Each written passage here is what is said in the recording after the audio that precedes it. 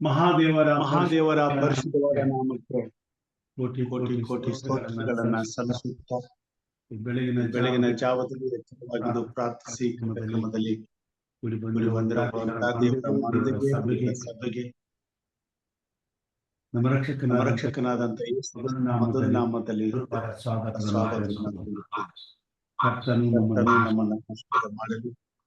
ಈ ದಿನದ ಪಾರಾಯಣಕ್ಕಾಗಿ ನಾನು ಆರಿಸಿಕೊಂಡ ಪ್ರಕಟಣೆ 4ನೇ ಅಧ್ಯಾಯ 1ರಿಂದ ಕೆಲವೊಂದು ವಚನಗಳು. ಪ್ರಕಟಣೆ 4ನೇ ಅಧ್ಯಾಯ 1ರಿಂದ ಕೆಲವೊಂದು ವಚನಗಳನ್ನ ನಾವು ನೋಡಿಕೊಳ್ಳೋಣ.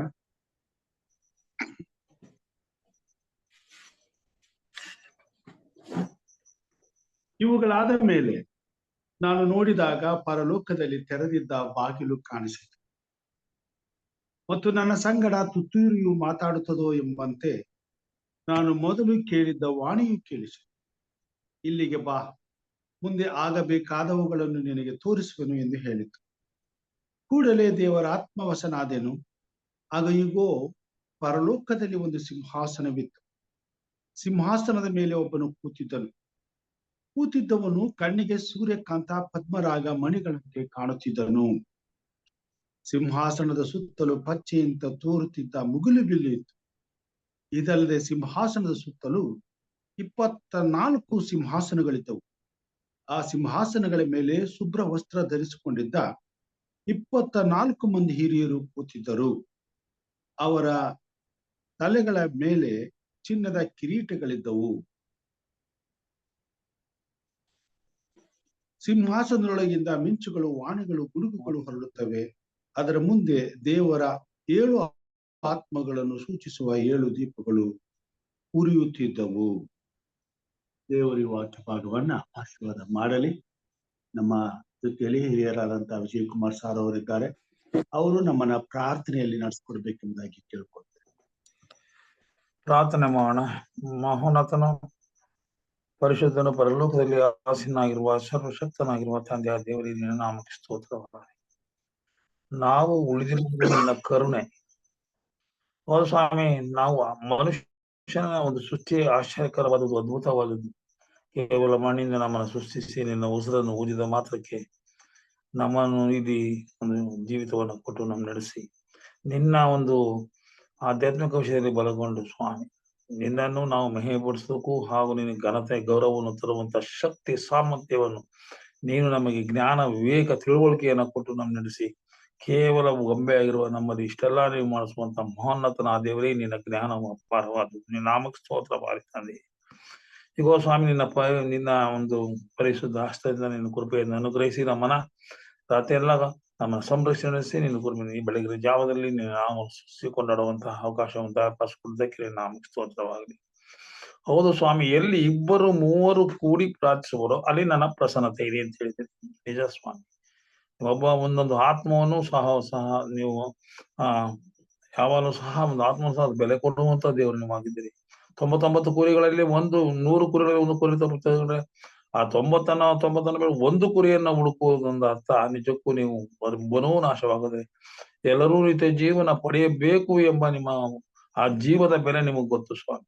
ಮಹೋನ್ನತನಾದೆ ಅಂತ ಜೀವವನ್ನು ಸಂಪಾದಿಸಿಕೊಳ್ಳುವುದಕ್ಕೆ ನಮ್ಮನ್ನು ಸೇರಿಸಿದ್ದೀರಿ. ನಮಗೆ ಸ್ತೋತ್ರವಾಗಲಿ. ಇನ್ನು ಅನೇಕರು ಪವಿತ್ರ ಆತ್ಮನ ಪ್ರೇರೇಪಿಸಲ್ಪಟ್ಟು ಈ ಒಂದು ಎಚ್ಚರವಾಗಿದ್ದು ಪ್ರಾರ್ಥಿಸಿರಿ ಎಂಬ ಈ ಒಂದು ಕೂಟಕ್ಕೆ ಭಾಗಿಗಳಾಗಿ ಹೆಚ್ಚಿನ ರೀತಿಯ ಆಧ್ಯಾತ್ಮಿಕ ಲಾಭವನ್ನು ಪಡೆದುಕೊಳ್ಳುವಂತಹ ವಿವೇಕ ಜ್ಞಾನ ತಿಳುವಳಿಕೆ ಅವ್ರಿಗೆ ಜಯಪಾಲಿಸಿಕೊಡ್ತದೆ. ಎಲ್ಲ ನಮ್ಮ ಸಹೋದರರು ಬಂದು ಬಳಗುವುದು ಎಲ್ಲರನ್ನು ಎಲ್ಲ ಬೋಧಕರು ಕೂಡಿ ಬಂದು ನಿನ್ನ ಹೆಚ್ಚಾಗಿ ಕೊಂಡಾಡುವಂತೆ ನಮ್ಮನ್ನ ಬಲಪಡಿಸು. ನಿನ್ನ ಆಧ್ಯಾತ್ಮಿಕ ರೀತಿ ನಮ್ಮ ನಡೆಸುತ್ತಾ ಕಾಯ್ತಾ ಬರಬೇಕೆಂದು ಆಶಿಕೊಳ್ಳುತ್ತೇವೆ. ವಿಶೇಷವಾಗಿ ನಮ್ಮ ಈ ಕಾರ್ಯಕ್ರಮ ನಡೆಸುವಂತ ಬೋಧಕರು ತಗೊಳ್ಳುವಂತ ಶ್ರಮೆ ದೇಹಕ್ಕೆ ಬೇಕಾದ ಬಲ ಶಕ್ತಿ ಕುಟುಂಬ ಎಲ್ಲರನ್ನು ಆಶ್ರಯಿಸಿ ಬಲಪಡಿಸಿ ಅವರಿಗೆ ಆರೋಗ್ಯ ದಯಪಾಲಿಸಿಕೊಂಡು ನಡೆಸುವ ಜೊತೆಗೆ ನಾವೆಲ್ಲರೂ ಸಹ ಭಾಗಿಗಳಾಗೋದಕ್ಕೆ ಬೇಕಾದ ಮನಸ್ಸು ವಿವೇಕ ದಯಪಾಲಿಸಿಕೊಟ್ಟು ನಡೆಸಿ ಕಾಯ್ತಾ ಬರಬೇಕೆಂದು ಈ ಒಂದು ನಡೆಯುವಂತಹ ಒಂದು ಪವಿತ್ರ ಆರಾಧನೆಯನ್ನು ಕೃಪೆ ಇದ್ದು ತೆಗೆದುಕೊಳ್ಳುವಂತಹ ಒಂದು ವಿಷಯಕ್ಕೆ ಸಂಬಂಧಿಸಿದಂತೆ ಆಧ್ಯಾತ್ಮಿಕ ನಿನ್ನ ಮಗನನ್ನು ನೀನು ಬಲಪಡಿಸಿ ಪವಿತ್ರ ಆತ್ಮನಿಂದ ಅಭಿಷೇಕಿಸಬೇಕೆಂದು ಪ್ರಭು ರಕ್ಷಕನಾಗಿರುವ ಯೇಸು ಕ್ರಿಸ್ತನ ಪರಿಶುದ್ಧವಾದ ನಾಮದಲ್ಲಿ ಬೇಡಿಕೊಂಡಿದ್ದೇವೆ ತಂದೆಯೇ, ಆಮೇನ್.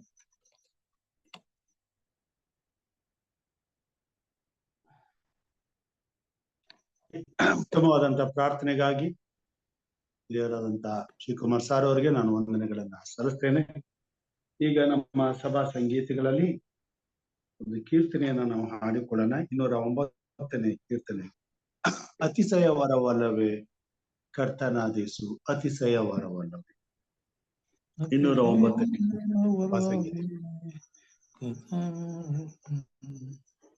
ಅತಿಶಯವರವಲ್ಲವೇ ಕರ್ತನಾದೇಶು, ಅತಿಶಯವರವಲ್ಲವೇ ಕರ್ತನಾದೇಶು, ಅತಿಶಯವರವಲ್ಲವೇ. ಅತಿಶಯವರವಲ್ಲವೇ ಕರ್ತನಾದೇಶು, ಅತಿಶಯವರವಲ್ಲವೇ ಕರ್ತನಾದೇಶು, ಅತಿಶಯವರವಲ್ಲವೇ. ಮಿತಿ ಇಲ್ಲದ ದೇವಸುತನು ರಕ್ಷಕನಾಗಿ ಸ್ಥಿತಿಯವರೆಲ್ಲರಿಗೆ ಗತಿಯುಂಟು ಮಾಡಿದ್ದು.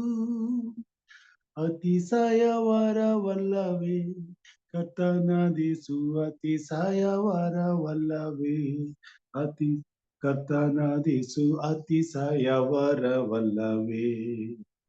ನರಕುಲದವರೆಲ್ಲರೂ ಪಾಪದಿಂದ ನರಕ ಪತ್ರರಾದರು, ಪಾಪದಿಂದ ನರಕ ಪತ್ರರಾದರು. ವರ ಮುಕ್ತಿ ಮಾರ್ಗವನರಿಯದೆ ಅಲೆಯಲು ಕರುಣೆಯದೇಸುವು ಪೊರೆಯೇ ಬಲೆಯಾದದ್ದು. ಅತಿಶಯವರವಲ್ಲವೇ ಕರ್ತನಾದೇಶು, ಅತಿಶಯವರವಲ್ಲವೇ ಕರ್ತನಾದೇಶು, ಅತಿಶಯವರವಲ್ಲವೇ. ತೋರುವ ಖಿಲ ವಸ್ತುವು ಆಕಾಶದ ತಾರೆ ಚಂದ್ರನು ಸೂರ್ಯನು, ಆಕಾಶದ ತಾರೆ ಚಂದ್ರನು ಸೂರ್ಯನು. ಮೂರು ಲೋಕದೊಳಿಹ ಸಾರ ಸೃಷ್ಟಿಗಳೆಲ್ಲ ಈ ರಕ್ಷಕಗೆ ಸರಿಬಾರವು, ಇದು ಸತ್ಯ. ಅತಿಶಯವರವಲ್ಲವೇ ಕರ್ತನಾದೇಶು, ಅತಿಶಯವರವಲ್ಲವೇ ಕರ್ತನಾದೇಶು, ಅತಿಶಯವರವಲ್ಲವೇ. ಉತ್ತಮ ಭಾಗ್ಯಗಳ ಹೊಂದುವುದಕ್ಕೆ ಎತ್ತ ಹೋದರು ಸಿಕ್ಕವು, ಹೊಂದುವುದಕ್ಕೆ ಎತ್ತ ಹೋದರು ಸಿಕ್ಕವು. ಇತ್ತು ರಕ್ತ ಕ್ರಯವ ನಿತ್ಯ ಜೀವಕ್ಕಾಗಿ ಉತ್ತರವನ್ನು ಹೊಂದಿ ಭಕ್ತರು ಪೊರೆದದ್ದು.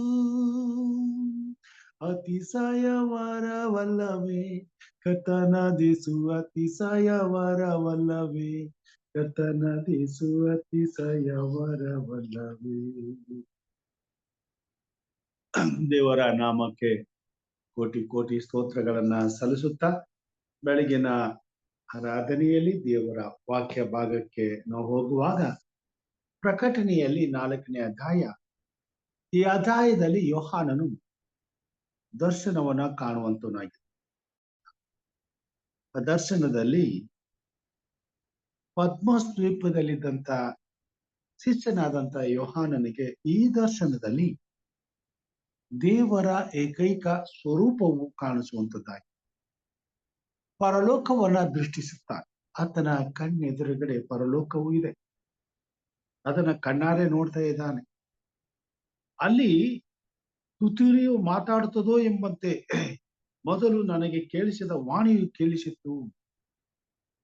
ಒಂದು ವಾಣಿ ಆತನಿಗೆ ಕೇಳಿಸ್ತದೆ.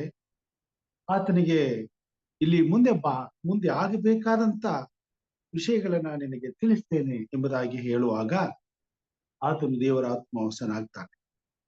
ಆಗ ಇಗೂ ಪರಲೋಕದಲ್ಲಿ ಒಂದು ಸಿಂಹಾಸನವಿದೆ. ಪರಲೋಕದಲ್ಲಿರುವಂತ ದೇವರ ಸಿಂಹಾಸನವನ್ನ ನೋಡುವಂತನಾಗಿದ್ದಾನೆ. ಸಿಂಹಾಸನದ ಮೇಲೆ ಒಬ್ಬನು ಕೂತಿದ್ದವನು ಕಣ್ಣಿಗೆ ಸೂರ್ಯಕಾಂತ ಪದ್ಮರಾಗ ಮಣಿಗಳಂತೆ ಕಾಣುತ್ತಿದ್ದನು. ಸಿಂಹಾಸನದ ಸುತ್ತಲೂ ಪಚ್ಚೆಯಂತೆ ತೋರುತ್ತಿದ್ದ ಮುಗಿಲು ಬೆಳ್ಳಿ ಇತ್ತು. ಇದಲ್ಲದೆ ಸಿಂಹಾಸನದ ಸುತ್ತಲೂ 24 ಸಿಂಹಾಸನಗಳಿದ್ದವು. ದೇವರ ಸಿಂಹಾಸನವಿದೆ. ಅಲ್ಲಿ ದೇವರು ಸಿಂಹಾಸನದ ಅಧಿಪತಿಯಾಗಿ ಸಿಂಹಾಸನದ ಮೇಲೆ ಕುಳಿತಿದ್ದಾನೆ. ಆತನ ಪ್ರಕಾಶ ರೂಪವು ಸೂರ್ಯಕಾಂತ ಪದ್ಮರಾಗ ಮಣಿಗಳಂತೆ ಕಾಣಿಸ್ತಿರ್ತದೆ. ಆತನ ಸುತ್ತಲೂ ಪಚ್ಚೆಯಂತೆ ಮುಗುಳಿ ಬಿಲ್ಲು ಆವರಿಸಿಕೊಂಡಿರ್ತದೆ. ಇದನ್ನ ನೋಡ್ತಿರುವಾಗ ಆ ಸಿಂಹಾಸನದ ಪಕ್ಕದಲ್ಲಿ ಸುಮಾರು 24 ಸಿಂಹಾಸನಗಳಿರುತ್ತವೆ. ಆ ಸಿಂಹಾಸನಗಳ ಮೇಲೆ ಶುಭ್ರ ವಸ್ತ್ರ ಧರಿಸಿಕೊಂಡಿದ್ದ 24 ಮಂದಿ ಹಿರಿಯರು ಕೂತಿದ್ದರು. ಈ ಭಾಗ ನನಗೆ ಬಹಳ ಮೆಚ್ಚುಗೆಯಾದಂತಹ ಭಾಗವಾಗಿದೆ. ಪರಲೋಕದಲ್ಲಿ ದೇವರ ಸಿಂಹಾಸನದಲ್ಲಿ ಯೇಸು ಕ್ರಿಸ್ತನು, ತಂದೆಯಾದ ದೇವರು, ಪವಿತ್ರಾತ್ಮ ದೇವರು, ತ್ರೈಏಕವುಳ್ಳ ದೇವರು ಸಿಂಹಾಸನಾರೂಢನಾಗಿರುವಾಗ ಆತನ ಪಕ್ಕದಲ್ಲಿ 24 ಸಿಂಹಾಸನಗಳಲ್ಲಿ 24 ಮಂದಿ ಹಿರಿಯರು ಪಕ್ಕದಲ್ಲಿ ದೇವರ ಜೊತೆಯಲ್ಲಿ.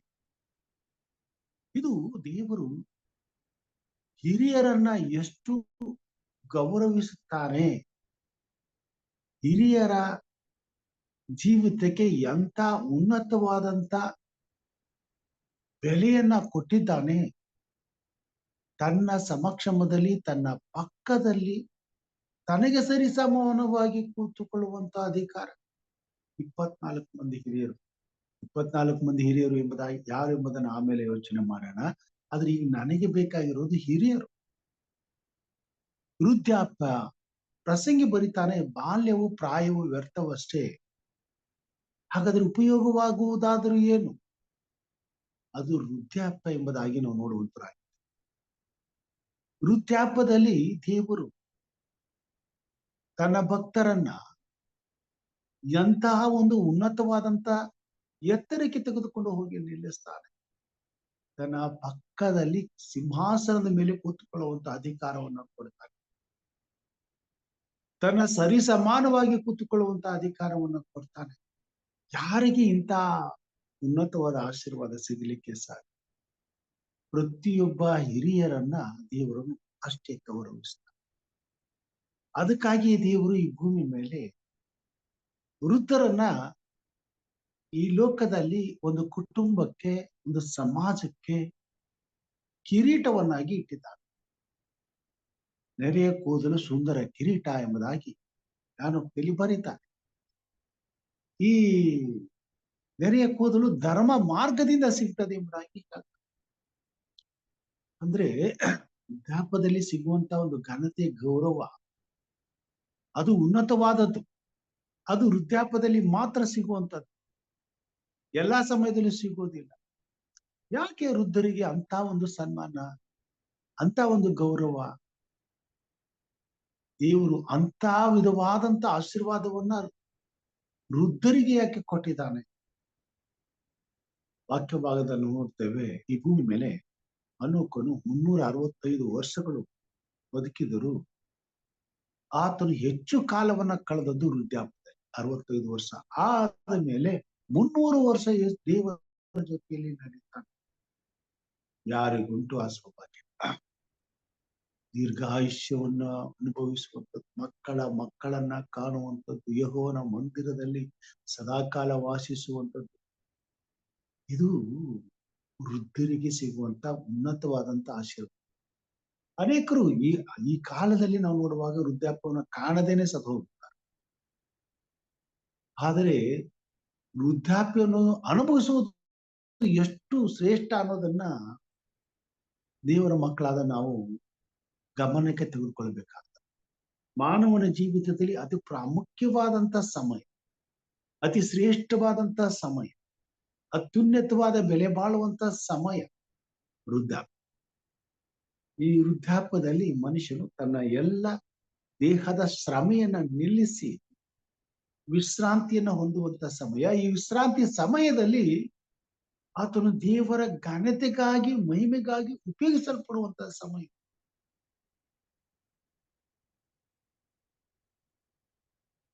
ಒಂದು ಕುಟುಂಬದಲ್ಲಿ ವೃದ್ಧರು ಇರುವಂತದ್ದು ಎಂಥ ಉನ್ನತವಾದ ಆಶೀರ್ವಾದ ಎಂಬುದಾಗಿ ಈ ಲೋಕದಲ್ಲಿ ಇರ್ತಕ್ಕಂಥ ಜನರು ಅರ್ಥ ಮಾಡ್ಕೊಳ್ಬೇಕು.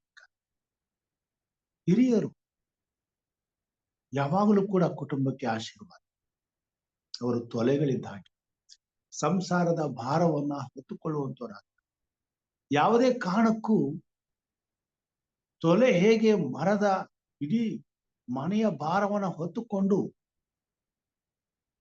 ಆ ಮನೆಯನ್ನ, ಅದರ ಎಲ್ಲ ಜವಾಬ್ದಾರಿಕೆಗಳನ್ನ, ಅದರ ಭಾರವನ್ನ ನಿರ್ವಹಿಸುತ್ತದೋ ಅದೇ ರೀತಿ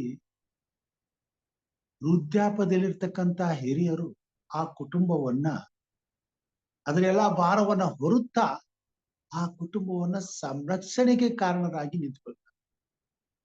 ಹೇಗೆ ಒಂದು ಕುಟುಂಬವು ದೇವರ ಭಯಭಕ್ತಿ ಉಳ್ಳ ಕುಟುಂಬವಾಗಿದ್ದಾಗ ಮಾತ್ರ ಆ ಕುಟುಂಬದಲ್ಲಿ ನಿರಂತರವಾದಂತ ದೇವರ ಆಶೀರ್ವಾದ, ಸುಕ್ಷೇಮ, ಸುಭಿಕ್ಷ ಸಂವತ್ಸರ ತುಂಬಿ ತುಳುಕುವಂತದ್ದಾಗಿರ್ತದೆ. ಎಲ್ಲಿ ಹಿರಿಯರು ಇರ್ತಾರೋ ಅಲ್ಲಿ ದೇವರ ಭಯ ಇರ್ತದೆ.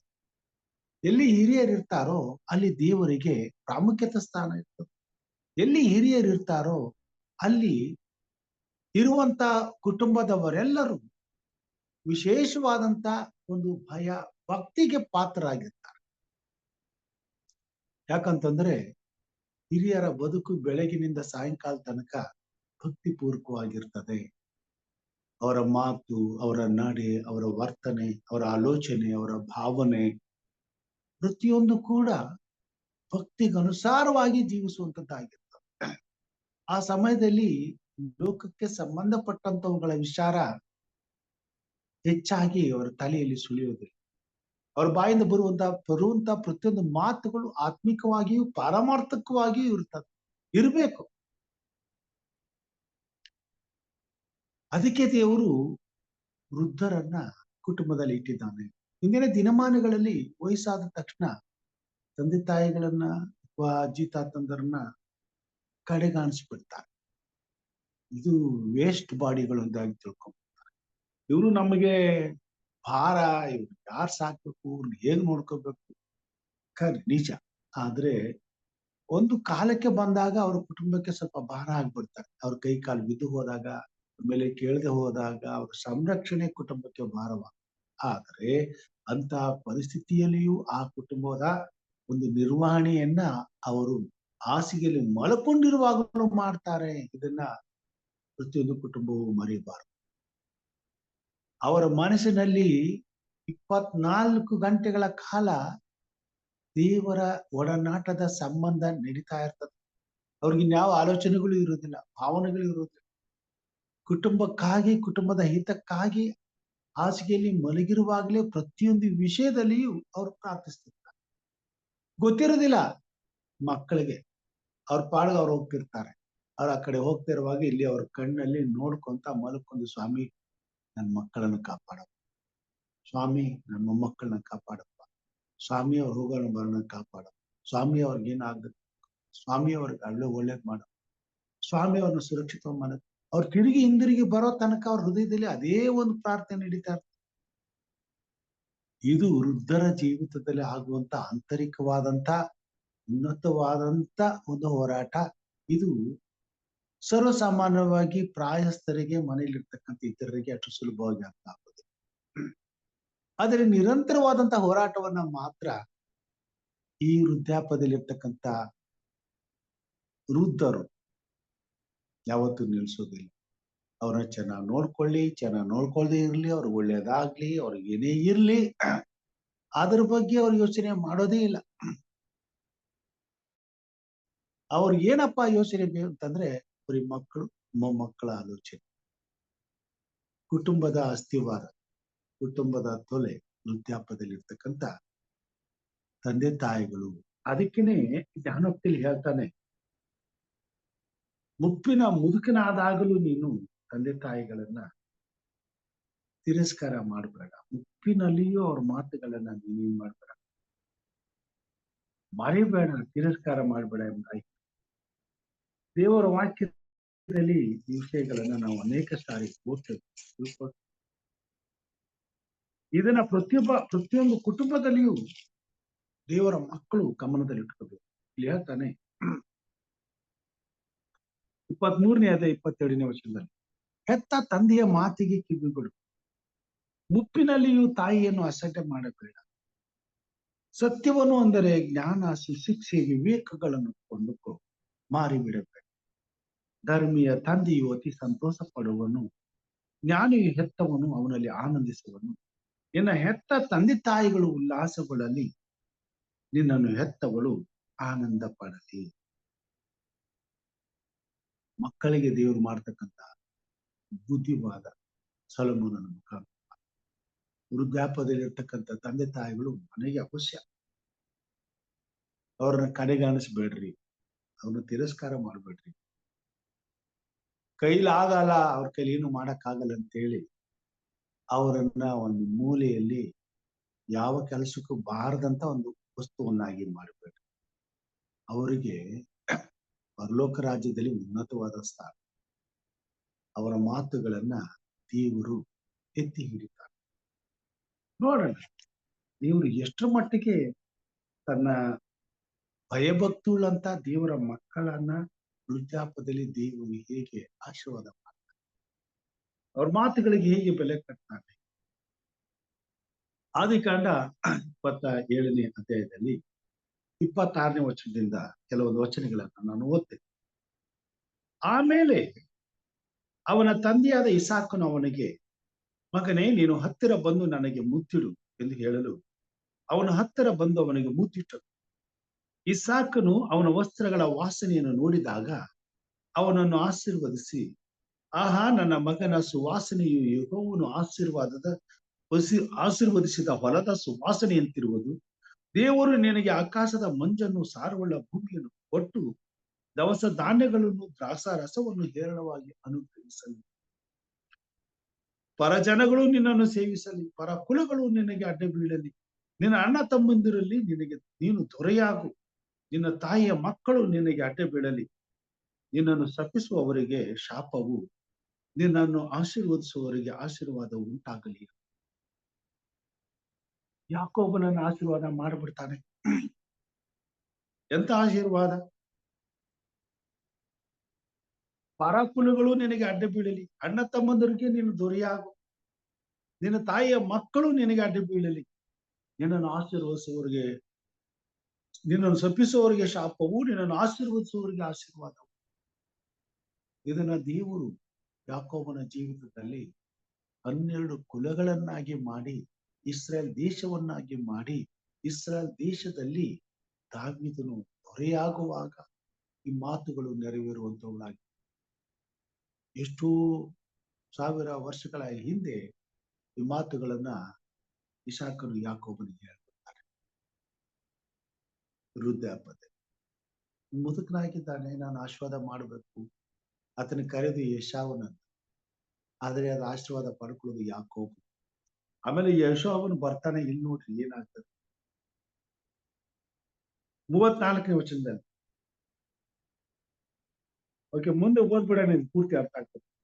30ನೇ ವಚನದಿಂದ, ಇಸಾಕನು ಅವನನ್ನು ಆಶೀರ್ವದಿಸಿದ ಮೇಲೆ ಯಾಕೋಬನು ತನ್ನ ತಂದೆಯ ಬಳಿಯಿಂದ ಹೊರಟು ಹೋದ ತಕ್ಷಣವೇ ಅವನ ಅಣ್ಣನಾದ ಏಸಾವನು ಭೇಟಿಯಿಂದ ಬಂದನು. ಅವನು ಸವಿಯೂಟವನ್ನು ಸಿದ್ಧ ಮಾಡಿ ತನ್ನ ತಂದೆಯ ಬಳಿಗೆ ತಂದು ಅವನಿಗೆ, ಅಪ್ಪ, ನೀನು ಎದ್ದು ನಿನ್ನ ಮಗನಾದ ನಾನು ಭೇಟಿಯಿಂದ ತಂದಿರುವ ಮಾಂಸವನ್ನು ಊಟ ಮಾಡಿ ನನ್ನನ್ನು ಆಶೀರ್ವದಿಸು ಎಂದು ಹೇಳಿದನು.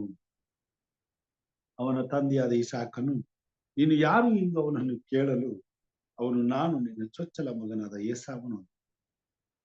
ಅದಕ್ಕೆ ಇಸಾಕನು ಬಹಳವಾಗಿ ಗಡಗಡನೆ ಅಡುಗುತ್ತಾ, ಯಾರೋ ಬೇರೊಬ್ಬನ ಬೇಟೆ ಮಾಂಸವನ್ನು ತಂದು ನನಗೆ ಕೊಟ್ಟು ಹೋದನಲ್ಲ, ನೀನು ಬರುವುದಕ್ಕಿಂತ ಮುಂಚೆ ಅವನು ತಂದದರಲ್ಲಿ ನಾನು ಊಟ ಮಾಡಿ ಅವನನ್ನೇ ಆಶೀರ್ವದಿಸುವೆನು. ಅವನಿಗೆ ಮಾಡಿದ ಆಶೀರ್ವಾದ ತಪ್ಪಲಾಯಿತು. ವೃದ್ಧಾಪದಲ್ಲಿ ಆಡಿದ ಮಾತುಗಳು ಉನ್ನತವಾದ ರೀತಿಯಲ್ಲಿ ದೇವರ ಕೃಪೆಯನ್ನ ಹೊಂದಿದವುಗಳಾಗಿ ಈ ಭೂಮಿ ಮೇಲೆ ನೆರವೇರ್ತವೆ.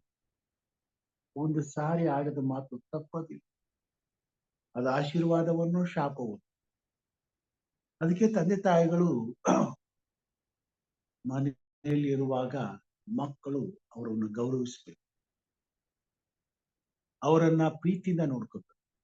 ಅವರ ಹೃದಯದಿಂದ ಬರುವಂತ ಪ್ರತಿಯೊಂದು ಮಾತುಗಳು ಈ ಭೂಮಿ ಮೇಲೆ ನೆರವೇರ್ಬಿಟ್ಟ.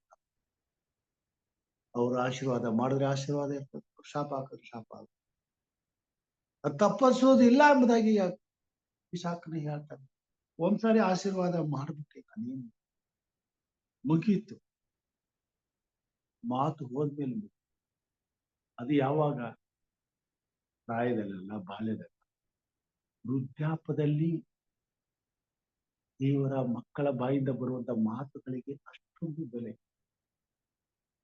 ದೇವರು ಹೇಳಿದ ತಕ್ಷಣ ಆಯ್ತು, ಹಾಗೆ ಆಗೋದು. ಅದನ್ನ ಬದಲಾವಣೆ ಮಾಡೋದಕ್ಕೆ ಯಾರ ಕೈಲೂ ಆಗೋದು. ಅದೇ ಶಕ್ತಿ, ಅದೇ ಬಲ ವೃದ್ಧಾಪದಲ್ಲಿ ದೇವರ ಮಕ್ಕಳಿಗೆ ಅವರಾಡುವಂತ ಮಾತುಗಳಿಗೆ ದೇವರಿಟ್ಟಿದ್ದಾನೆ. ಒಂದ್ಸಾರಿ ಕೊಟ್ರ ಮಾತು ಮುಗಿದೋಯ್ತು.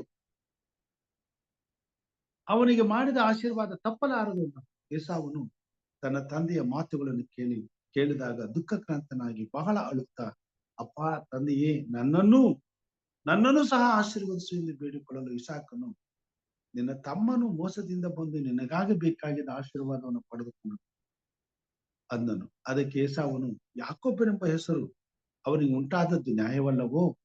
2 ಸಾರಿ ನನ್ನನ್ನು ವಂಚಿಸಿದ್ದಾನೆ, ಈಗ ಬಂದು ನನಗಾಗಬೇಕಾಗಿದ್ದ ಆಶೀರ್ವಾದವನ್ನು ತೆಗೆದುಕೊಂಡಿದ್ದಾನೆ ಎಂದು ಹೇಳಿ ತನ್ನ ತಂದೆಯನ್ನು, ನನಗೋಸ್ಕರವೂ ನಿನ್ನಲ್ಲಿ ಆಶೀರ್ವಾದವಿಲ್ಲವೋ ಎಂದು ಕೇಳಲು ಇಸಾಕನು, ನನ್ನ ಮಗನೇ, ಅವನನ್ನು ನಿನ್ನ ದೊರೆಯನಾಗಿ ನೇಮಿಸಿದ್ದೇನೆ, ಅವನ ಅಣ್ಣ ತಮ್ಮಂದಿರನ್ನು ಅವನಿಗೆ ಸೇವಕರನ್ನಾಗಿ ಕೊಟ್ಟಿದ್ದೇನೆ, ದವಸ ಧಾನ್ಯಗಳನ್ನು ದ್ರಾಕ್ಷಾರಸವನ್ನು ಅವನ ಪೋಷಣೆಗಾಗಿ ಕೊಟ್ಟಿದ್ದೇನೆ. ನೋಡು, ಹೀಗಿರುವಲ್ಲಿ ನಾನು ನಿನಗೋಸ್ಕರ ಏನು ಮಾಡಲಿ ಅಂದನು. ಆಶೀರ್ವಾದ ಕೊಟ್ಟ ಮೇಲೆ ಮುಗಿದು ಏಸಾವನು ಎಷ್ಟೇ ಹತ್ತು ಏನೇ ಮಾಡಿದ್ರು ಅವನಿಗೆ ಕೊಟ್ಟಂತ ಆಶೀರ್ವಾದ ಇವನಿಗೆ ಸಿಗ. ಆಮೇಲೆ ಆಶೀರ್ವಾದ ಮಾಡ್ತಾನೆ. ಕೊನೆಗೆ ಅವನಿಗೆ ಹೇಳ್ತಾನೆ, ಅಪ್ಪ ತಂದೆಯೇ, ನಿನ್ನಲ್ಲಿ ಆ ಒಂದೇ ಆಶೀರ್ವಾದವಿತ್ತು. ಅಪ್ಪ ನನ್ನನ್ನು ಆಶೀರ್ವದಿಸಬೇಕೆಂದು ಗೋಳಾಡುತ್ತಾ ಅಳಲು ಅವನ ತಂದೆಯಾದ ಇಸಾಕನು ಅವನಿಗೆ, ಸಾರವುಳ್ಳ ಭೂಮಿಯು ಮೇಲಿನಿಂದ ಬೀಳುವ ಆಕಾಶದ ಮಂಜು ಇರುವ ಸ್ಥಳದಲ್ಲಿ ನಿನ್ನ ನಿವಾಸವಿರುವುದು. ನೀನು ಕತ್ತಿಯಿಂದಲೇ ಜೀವನ ಮಾಡು, ನಿನ್ನ ತಮ್ಮನಿಗೆ ಸೇವಕನಾಗಿದ್ವಿ. ಆದರೂ ನೀನು ಕೊಸಿರುಕೊಳ್ಳುವಾಗ ಅವನು ನಿನ್ನ ಹೆಗಲಿನ ಮೇಲಿನ ಹಾಕಿರುವ ನಗುವನ್ನು ಉಳಿದು ಹಾಕಿದೆ. ದೊರೆತನ ಇದ್ರೂ ಕೂಡ ಕೆಲವು ಸಾರಿ ಆತನ ದೊರೆತನದಿಂದ ನೀನು ತಪ್ಪಿಸ್ಕೊಳ್ಳು. ಸಾರವುಳ್ಳ ಭೂಮಿಯನ್ನ ನಿನಗೆ ಇಬ್ಬರಿಗೂ ಆಶೀರ್ವಾದ. ಆದ್ರೆ ಕೊಟ್ಟ ಆಶೀರ್ವಾದ ಹಿಂದಕ್ಕೆ ಬರೋದಿಲ್ಲ. ಒಂದು ಸಾರಿ ಹಿರಿಯರು ಆಡಿದ ಮಾತು ಅದು ಹಿಂದಕ್ಕೆ ವಾಪಸ್ ಹೋಗೋದಿಲ್ಲ. ಅದು ಶಾಶ್ವತ. ಈ ಭೂಮಿ ಮೇಲೆ ದೇವರು 24 ಮಂದಿ ಹಿರಿಯರನ್ನ ಪರಲೋಕದಲ್ಲಿ ಇಟ್ಟುಕೊಂಡಿದ್ದಾರೆ. ಯಾಕಂತಂದ್ರೆ ಅವರ ಮಾತಿಗೆ ಅಷ್ಟು ಬೆಲೆ, ಅಷ್ಟು ಗೌರವವನ್ನು ಆತನು. ಈ ಭೂಮಿ ಮೇಲೆ ಮಕ್ಕಳು ಏನ್ ಮಾಡಿದ್ರು? ಅದಕ್ಕೆ ಸ್ವಾಮಿ 10 ಆಜ್ಞೆಗಳಲ್ಲಿ ಒಂದು ಆಜ್ಞೆಗಳನ್ನು ಇಟ್ಟಿದ್ದಾರೆ. ನಿನ್ನ ತಂದೆ ತಾಯಿಗಳನ್ನ ಸನ್ಮಾನಿಸಿದರೆ ಬಹುಕಾಲ ಬದುಕಿದೆ. ಇವರು ಸಹ ಈ ಭೂಮಿ ಮೇಲೆ ಅಂತ ಉನ್ನತವಾದಂತಹ ಹಿರಿಯರಿಗೆ ಸಿಗುವಂತ ಉನ್ನತವಾದ ಆಶೀರ್ವಾದ ಪಡೆದುಕೊಳ್ಳಿಕ್ಕೆ ಸಾಧ್ಯ. ಅದು ಹೇಗೆ? ಇಸಾಕನು ಹೇಳಿದ ಹಾಗೆ ತನ್ನ ಮಕ್ಕಳನ್ನ ಆಶೀರ್ವದಿಸುವಂತ ಅವಕಾಶವನ್ನ ಇವರು ಪಡ್ಕೊಳ್ತಾರೆ. ಯಾಕೊಬ್ಬನಿಗೆ ಆಶೀರ್ವಾದ ಸಿಕ್ತು. ಯಾಕೊಬ್ಬನ ಏನ್ ಮಾಡ್ತಾನೆ? 47ನೇ ಅಧ್ಯಾಯದಲ್ಲಿ ಮಾತನ್ನ ನೋಡ್ತೇವೆ. ಆದಿಕಾಂಡ 48ನೇ ಅಧ್ಯಾಯದ ಆದಿಕಾಂಡ 48ನೇ ಅಧ್ಯಾಯದಲ್ಲಿ ನೋಡುವಾಗ 8ನೇ ವಚನದಿಂದ ಇಸಾಕನು ಯಾಕೋಬನ ಆಶೀರ್ವಾದ. ಯಾಕೋಬನಿಗೆ ವೃದ್ಧಾಪ್ಯಕ್ಕೆ ಬಂದಿದ್ದಾನೆ. ಯಾಕೋಬನ ಏನ್ ಮಾಡ್ತಿದ್ದಾನೆ? 48ನೇ ಅಧ್ಯಾಯ ಆದಿಕಾಂಡ 8ನೇ ವಚನ. ಇಸ್ರಾಯೇಲನು ಅಂದ್ರೆ ಯಾಕೋಬನು ಯೋಸೇಫನ ಮಕ್ಕಳನ್ನು ನೋಡಿ, ಇವರು ಯಾರೆಂದು ಕೇಳಿದ್ರು. ಯೋಸೇಫನು ತನ್ನ ತಂದೆಗೆ, ಇವರು ಈ ದೇಶದಲ್ಲಿ ನನಗೆ ದೇವರು ಅನುಗ್ರಹಿಸಿದ ಮಕ್ಕಳು ಎಂದು ಹೇಳಿದವನು. ಅದಕ್ಕವನು, ಇವರನ್ನು ನಾನು ಆಶೀರ್ವದಿಸುತ್ತೇನೆ, ನನ್ನ ಹತ್ತಿರಕ್ಕೆ ಕರಕೊಂಡು ಬಾ ಅಂದನು. ಇಸ್ರಾಯೇಲನು ವೃದ್ಧಾಪ್ಯದಿಂದ ಮಬ್ಬು ಕಂಡುಳ್ಳವನಾಗಿ ನೋಡಲಾರದೆ ಇದ್ದನು. ಯೋಸೇಫನು ಅವರನ್ನು ಅವನ ಬಳಿಗೆ ಕರಕೊಂಡು ಬರಲು ಅವನು ಅವರನ್ನು ಮುದ್ದಿಟ್ಟು ಅಪ್ಪಿಕೊಂಡನು. ಆಗ ಇಸ್ರಾಯೇಲನು ಯೋಸೇಫನಿಗೆ, ನಿನ್ನ ಮೊಕ್ಕವನ್ನು ತಿರುಗಿ ನೋಡುವೆನೆಂದು ನಾನು ನೆನೆಸಿರಲಿಲ್ಲ. ಆದರೆ ನಾನು ನಿನ್ನನ್ನು ಮಾತ್ರವಲ್ಲದೆ ನಿನ್ನ ಸಂತಾನವನ್ನು ನೋಡುವಂತೆ ದೇವರು ಅನುಗ್ರಹಿಸಿದ್ದಾನಲ್ಲ. ಆಗ ಯೋಸೇಫನು ಅವರನ್ನು ತಂದೆಯ ಮೊಣಕಾಲಿನ ಕಡೆಯಿಂದ ಬರಮಾಡಿ ಅವನಿಗೆ ಅಡ್ಡ ಬಿದ್ದನು. ಮಾಡಿ ತಂದೆ ತಾಯಿಗಳನ್ನ ಸನ್ಮಾನಿಸೋದ್ರಿಂದ ಎಂತ ಆಶೀರ್ವಾದ ಇದೆ, ಎಂತ ಪ್ರತಿಫಲ ಇದೆ. ಇದನ್ನ ಇವತ್ತಿನ ಜನಾಂಗ ಮರ್ತು ಬಿಟ್ಟಿದ್ದಾರೆ.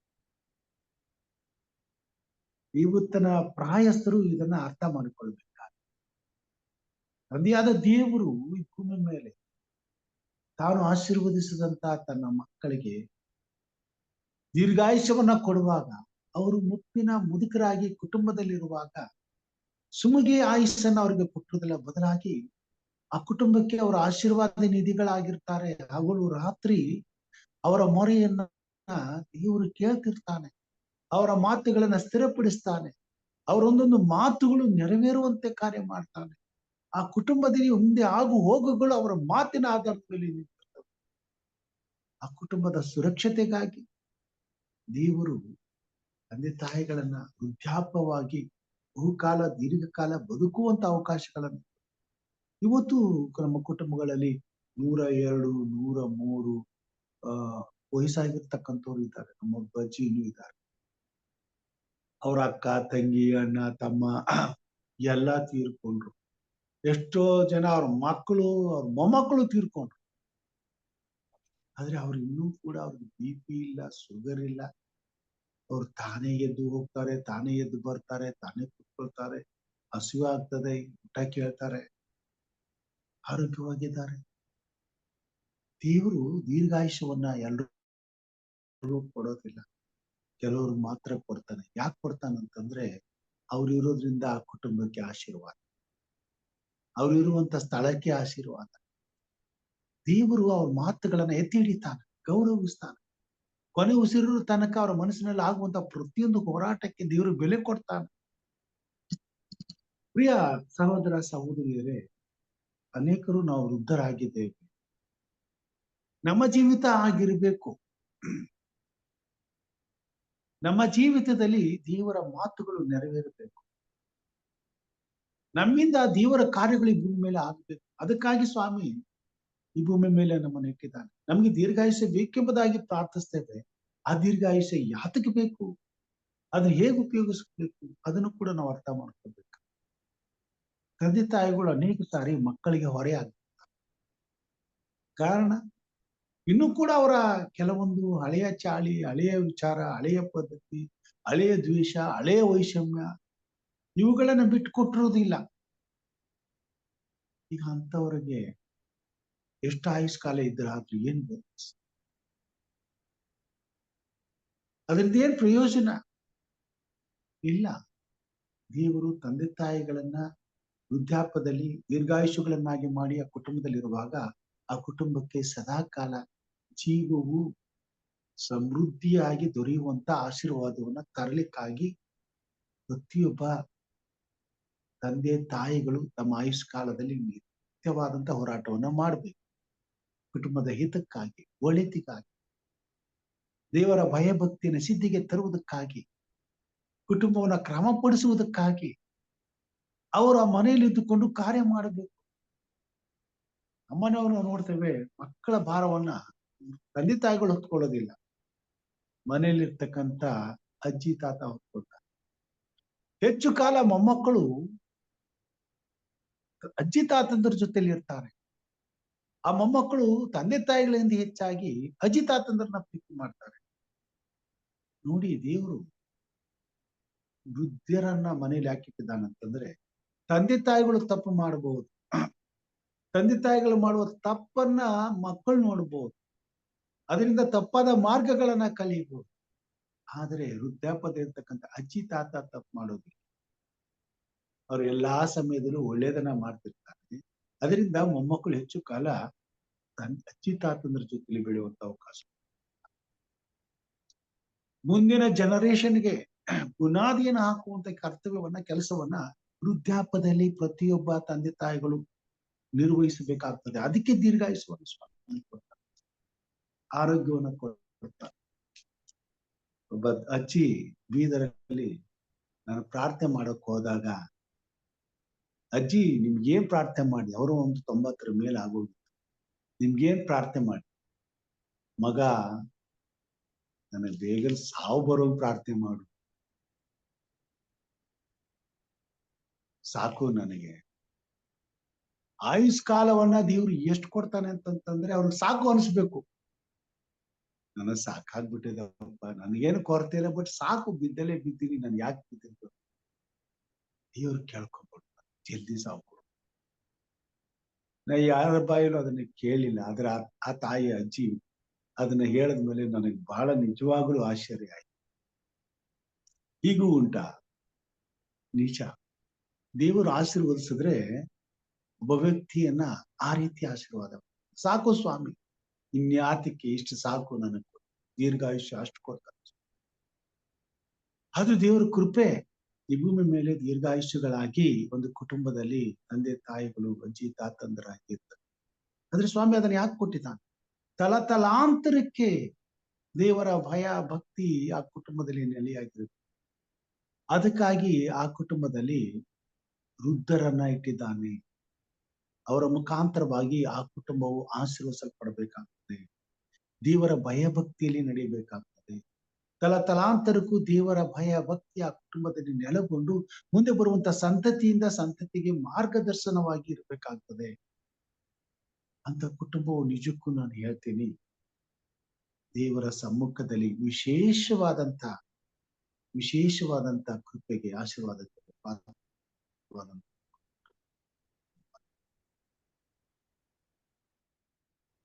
ಯಾವ ಕುಟುಂಬದಲ್ಲಿ ವೃದ್ಧರು ಇಂಥ ಕಾರ್ಯಗಳನ್ನ ಜವಾಬ್ದಾರಿಸ್ತಾರೋ, ಯಾವ ಕುಟುಂಬದಲ್ಲಿ ತಂದೆ ತಾಯಿಗಳನ್ನ ಕೃಪೆಯನ್ನು ಹೊಂದಿದಂತ ಕುಟುಂಬ, ವೃದ್ಧರು ಮನೆಯಲ್ಲಿ ಇರ್ತಕ್ಕಂಥದ್ದು ಇಂಥ ಆಶೀರ್ವಾದವನ್ನ ಕುಟುಂಬಕ್ಕೆ ತರುವುದಕ್ಕೋಸ್ಕರ. ಈ ಭೂಮಿ ಮೇಲೆ ಒಂದು ಉತ್ತಮವಾದಂತಹ ಕುಟುಂಬ ಪರಲೋಕ ರಾಜ್ಯಕ್ಕೆ ಹೋಲಿಕೆ ಆಗಿದೆ. ಪರಲೋಕ ರಾಜ್ಯದ ಪರಿಶುದ್ಧವಾದ ಗುಣ ಸ್ವಭಾವಗಳನ್ನ ಪ್ರಕಟಪಡಿಸುವಂತ ಕೇಂದ್ರ ಸ್ಥಾನವಾಗಿತ್ತು. ಈ ಕುಟುಂಬಕ್ಕೆ ಬಂದು ಹೋಗುವಂತ ಪ್ರತಿಯೊಬ್ಬರು ಪರಲೋಕದ ದೇವರಲ್ಲಿರುವಂತ ಪ್ರತಿಯೊಂದು ಭಾವನೆಗಳನ್ನ ಅರ್ಥ ಮಾಡಿಕೊಳ್ಳುವಂತ ಅವಕಾಶಗಳನ್ನ ಹೊಂದಿರ್ತಾರೆ. ಎಷ್ಟೋ ಮಂದಿ ಬಂದು ಆ ಕುಟುಂಬಗಳನ್ನ ಸಂಧಿಸುವಾಗ ಅಲ್ಲಿ ಅನೇಕ ರೀತಿಯಾದಂತಹ ನೀತಿ ಪಾಠಗಳನ್ನ ಕಲಿತಾರೆ. ಸಮಯ, ಸಂದರ್ಭ, ಪರಿಸ್ಥಿತಿಗಳನ್ನ ಅರ್ಥ ಮಾಡಿಕೊಂಡು ಬದುಕುವುದನ್ನ ಕಲಿತಾರೆ. ಕುಟುಂಬದಲ್ಲಿರ್ತಕ್ಕಂಥ ಪ್ರೀತಿ, ಅನ್ಯೋನ್ಯತೆ, ಸಂತೋಷ, ಸಮಾಧಾನಗಳನ್ನ ಗಮನಿಸಿ ಅದಕ್ಕೆ ಮೂಲ ಕಾರಣವೆಂಬುದಾಗಿ ಹುಡುಕಿ ತಿಳ್ಕೊಳ್ಳುವಂತ ಪ್ರಯತ್ನವನ್ನು ಮಾಡ್ತಾರೆ. ಆ ಕುಟುಂಬದಲ್ಲಿರುವಂತ ದೇವರ ಭಯ ಭಕ್ತಿಯ ಕಡೆಗೆ ಅವರ ದೃಷ್ಟಿ ಹೋಗ್ತದೆ. ಅವರ ಆಚಾರ ವಿಚಾರ, ಅವರ ಪದ್ಧತಿ, ಅವರ ಆರಾಧನೆ ಬಗ್ಗೆ ಅವರ ಗಮನ ಹೋಗ್ತದೆ. ಅನಂತರ ಈ ಕುಟುಂಬದ ನಿಜವಾದಂತ ಬಲ ಏನೆಂಬುದನ್ನ ತಿಳ್ಕೊಂಡ ಮೇಲೆ ಅವರಂತೆ ತಮ್ಮ ಕುಟುಂಬದಲ್ಲಿ ತಾವು ಕೂಡ ಜೀವಿಸುವಂತ ಪ್ರಯತ್ನವನ್ನ ಮಾಡ್ತಾರೆ. ಪ್ರತಿಯೊಂದಕ್ಕೂ ಅವರು ಆಧಾರವಾಗಿಟ್ಟುಕೊಂಡು ತಮ್ಮ ಭವಿಷ್ಯವನ್ನು ರೂಪಿಸಿಕೊಂಡು ಅದನ್ನ 92ನೇ ಕೀರ್ತನೆಯಲ್ಲಿ ತಾವಿದನ್ನು ಬರೀತಾನೆ. 92ನೇ ಕೀರ್ತನೆ 12ನೇ ವಚನದಲ್ಲಿ, ನೀತಿವಂತರು ಖರ್ಜೂರದ ಮರದಂತೆ ಬೆಳೆಯುವರು, ಲೆಬನೋನಿನ ದೇವದಾರು ವೃಕ್ಷದ ಹಾಗೆ ವೃದ್ಧಿಯಾಗುವರು. ಯೆಹೋವನ ಆಲಯದಲ್ಲಿ ಸಸಿಗಳಂತೆ ನೆಡಲ್ಪಟ್ಟವರು ನಮ್ಮ ದೇವರ ಅಂಗಳದಲ್ಲಿ ಚೆನ್ನಾಗಿ ಬೆಳೆಯುವರು. ಮುಪ್ಪಿನಲ್ಲಿಯೂ ಫಲಿಸುವರು, ಪುಷ್ಟಿಯಾಗಿದ್ದು ಶೋಭಿಸುವರು. ಹೀಗೆ ಅವರು ಯೆಹೋವನ ಸತ್ಯ ಸಂಗತಿಗೆ ದೃಷ್ಟಾಂತರಾಗಿರುವರು. ವೃದ್ಧರು, ವೃದ್ಧಾಪ್ಯದಲ್ಲಿರ್ತಕ್ಕಂಥ ದೇವರ ಮಕ್ಕಳು ಈ ಭೂಮಿ ಮೇಲೆ ದೇವರ ಸನ್ಮಾರ್ಗಕ್ಕೆ ದೃಷ್ಟಾಂತವಾಗಿ ಅವರು ಮುಪ್ಪಿನಲ್ಲಿಯೂ ಫಲ ಫಲಿಸ್ತಕ್ಕಂಥ, ಅವರ ಕುಟುಂಬವು ಅಷ್ಟೇ ಆಶೀರ್ವದಿಸಲ್ಪಡುವುದಿಲ್ಲ, ಈ ಭೂಮಿ ಮೇಲೆ ಅವರು ಎಲ್ಲರಿಗೂ ಆಶೀರ್ವಾದ ನೀಡಿದ್ದಾರೆ. ದೇವರು ವೃದ್ಧಾಪ್ಯದಲ್ಲಿ ತನ್ನ ಜನರ ಮಾತುಗಳನ್ನ ಆಶೀರ್ವದಿಸ್ತಾರೆ, ಅವರ ಮಾತುಗಳನ್ನ ಎತ್ತಿ ಹಿಡಿತಾರೆ.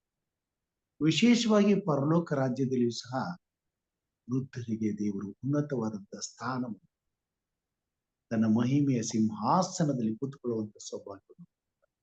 ಪ್ರಿಯ ಸಹೋದರ ಸಹೋದರಿಯರೇ, ಹಿರಿಯರೇ, ನಾನು ಯಾಕೆ ಈ ಮಾತುಗಳನ್ನ ಈ ಸಂಗತಿಯನ್ನ ತಿಳಿಸ್ಲಿಕ್ಕೆ ಇಷ್ಟಪಡ್ತೇನೆ ಅಂದ್ರೆ, ವೃದ್ಧಾಪ್ಯವು ಸುಮ್ಮಿಗೆ ಸಿಗೋದಿಲ್ಲ.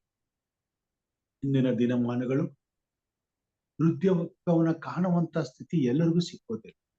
ಆದ್ರೆ ಈ ವೃದ್ಧಾಪ್ಯ ಸಿಕ್ಕಿ ಅದನ್ನ ಅನುಭವಿಸುವಂತ ಅದರಲ್ಲೂ ದೀರ್ಘಕಾಲ ಬದುಕುವಂತ 100, 105, 110, 20 ವರ್ಷಗಳು ಬದುಕುವಂತ ಅವಕಾಶವನ್ನ ಪಡೆದಂತ ಜನರಿದ್ದಾರೆ.